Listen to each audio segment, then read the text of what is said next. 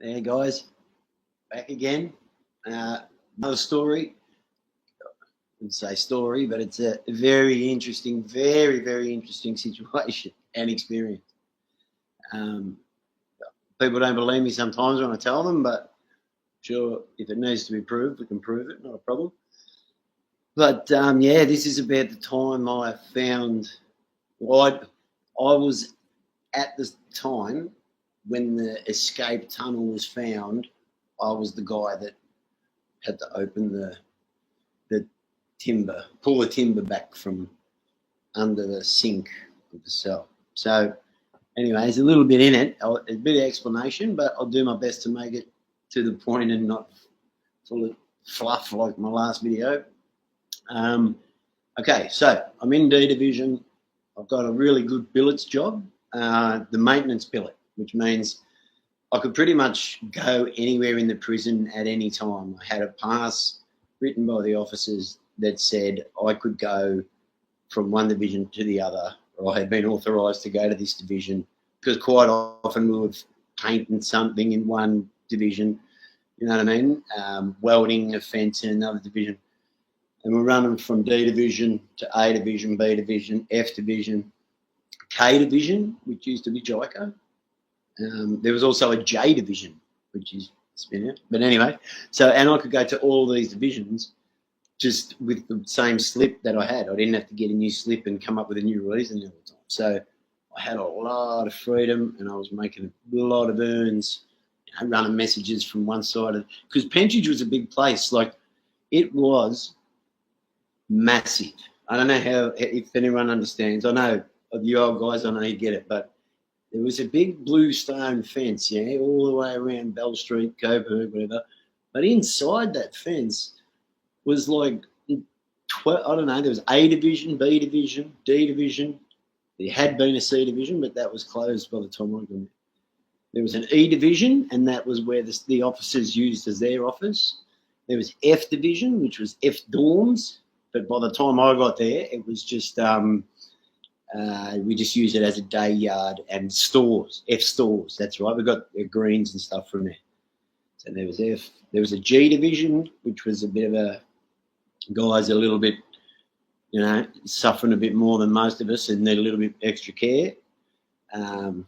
H Division. There was all these divisions, man.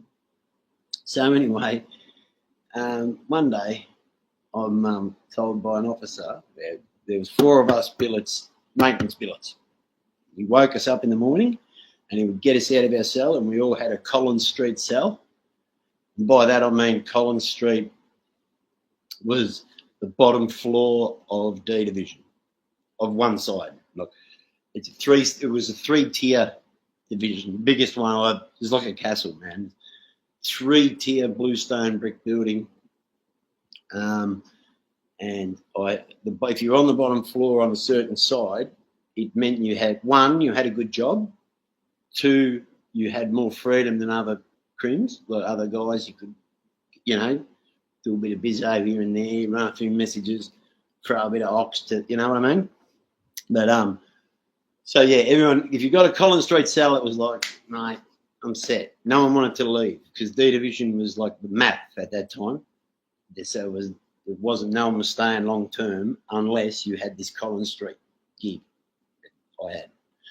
So anyway, my officer comes one morning and he wakes me up. He says, "Colin, some idiots have played up last night," and he's got the other 3 billets because there was 4 of us. And we went out. We had our own little workshop. And we went out there. And he said, "Some imbeciles up on the 3rd tier." Up on the 3rd tier in the 4 out. I don't know what was wrong. I think they said they were pilled was the word I'd heard. Now, these guys were peeled off their face, and they had scratched a bluestone brick from one cell to the next so that they could get a match and some scratch to have a ciggy. But that's the story, okay? I don't know how true all that shit is, but I know they had done the fucking bluestone out of the wall because I was in the maintenance crew. It was our job to fix it. But what happened after that was the governor, security Governor, Security Officer Stillman, I think his name was, pretty sure, would have been the senior guy. Stillman? Anyway, he was the most scary one, that's why I remember him. Said, right, I want every cell opened and gone through. And in the cells, they had, I don't know if I'm going to explain it. Maybe I'll post a picture of a cell, make it easier to see. But in the cell, so if you walk in the door, it's just a room, and at the other end is like a little bench with a sink and a toilet, and that's it. That's the whack. And a bench for your kettle, whatever. But this this bench, would have been like 2 foot, and it was just made out of chipboard, plyboard stuff. And so anyway, the officers have got us four maintenance billets opening up every cell to look under these boards to make sure that no bricks had been touched and all that, which I found amusing because on the first top 2 floors, I don't understand if anyone got a brick out of that wall, it would just fall to the ground and they wouldn't be able to, you know what I mean? And they were too high up. But anyway, so we had to go through every cell. And I get to Collins Street cell, a certain cell directly opposite mine, and the same. And the officer gets me to open it. And when I opened up, like it was just a few tech screws. Bzz, bzz, bzz, and then I had to pry it with a crowbar. And then the security officer made me stand back, get out of the way. And he's in there with the torch. And as soon as he should shine the torch, even I could see that there was no concrete in this brick, this whole big blue brick. And straight away the screws freaked out. He freaked out, buzzed up, and they had this buzzer. I don't know if they still have it, but he hit his buzzer and within a second, like, there's 50 screws there. But yeah, he had the brick was out, but it was sitting there, but it had no concrete, no cement. Next to it was a bag, because in D Division you carried all your stuff in green bags, the same colour as your clothes, you know, little green sports bags. And there was one of those green bags full of jail greens, like jumpers, tracksuit pants, etc. And the whole lot had been coloured in with black texture. So he coloured in the tracksuit pants, the jumper, the bag, the beanie, everything. So he camouflaged it for night. He also had a map that he had been making because he was getting out from under D Division to this bit that they called, it was what they called the race, and it went up to classification. But it was just like a drain underneath. And when he pulled the rock out, he could get in there and walk to, or crawl out and get out. But then he was still inside the big original blue stone wall. And he had been making a map of the easiest way to get over the next wall, obviously. And he had planned, as I think from memory, it was something to do with he over at G Division, because G Division was for guys that were a little bit shell-shocked. That was only a 1-tier unit. Well, like it wasn't 2 stories, it was just 1 story high. So he could get onto the top of that somehow, and from there throw a blanket or just risk it with a razor wire or whatever and get out. And I mean, the guy whose cell this was, he was on remand for murder of a security guard. Now, at Brambles Army Guard security guard. As soon as I saw this thing, straight away I knew I had to answer some questions. And I mean, I know I had nothing to do with bringing it undone, you know. And as I'm telling you the story as I'm telling it to you, I'm sure you can tell I had nothing. I didn't know. I was happy to be opening a few doors, a few walls, and finding the odd bong or a little bit of chuff, or, you know what I mean, or a fit or something that I could sell, something stupid like that. You know what I mean?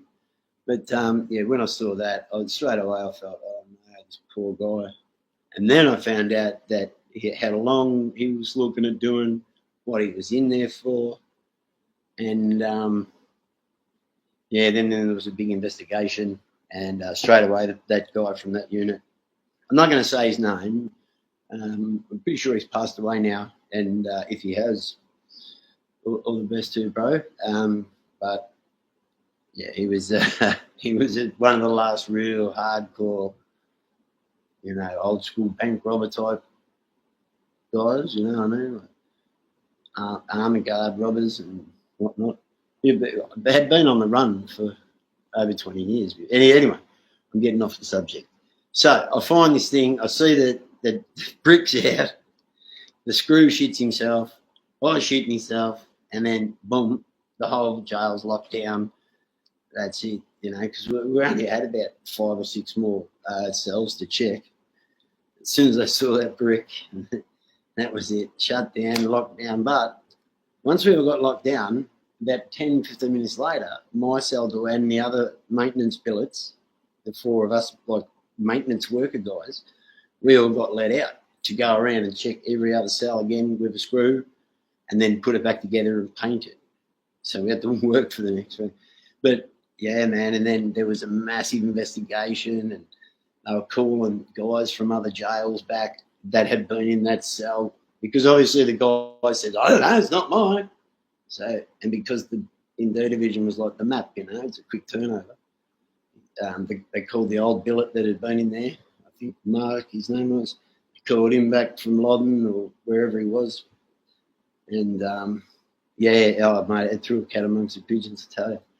But, yeah, man, and it was a legit escape tunnel. He was gone.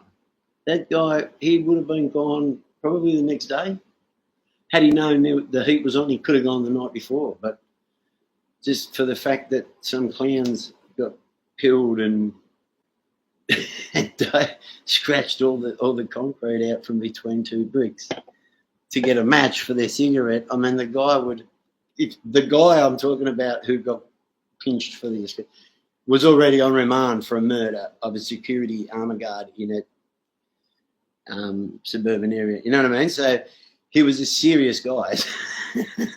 So, I don't know what if or anything, but I know the poor guy ended up going down on the thing, on that armor guard thing, and yeah, I'm pretty sure he's no longer with us. But he was one of the last old school ones that I'd ever known anyway.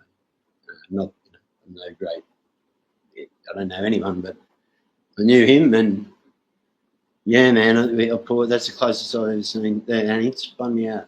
Like, we lift off the board, and there's a tunnel to the outside, man. It was a beauty. So, but anyway, that's my story about finding the tunnel. I left a lot of details out, people's names, because I'm new to this and I don't want to upset anybody. And I'd rather just talk about stuff that I know to be true, and not speculate on what I've heard on Underbelly or Channel 10 or whatever. The guy that they got playing Carl Williams is nothing like Carl. So I don't want to be.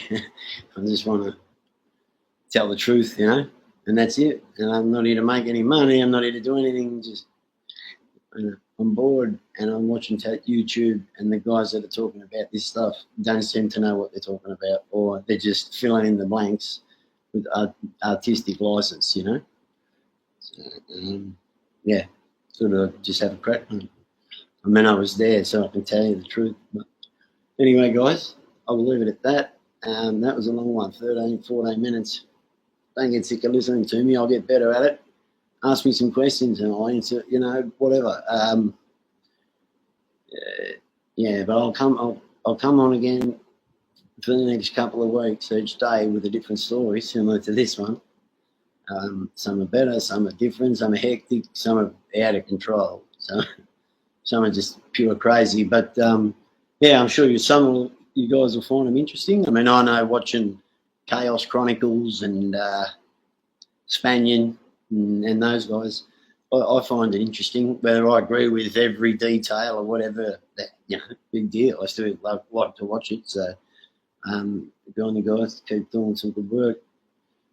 But if I hear something being spoken about that I think's not, legit, I'm going to say something. But not with any malice or anything like that, just to clear it up. We're getting the truth out there, aren't we? We're all moving on. So let's do that, guys, and I'll speak to you again soon. Thanks.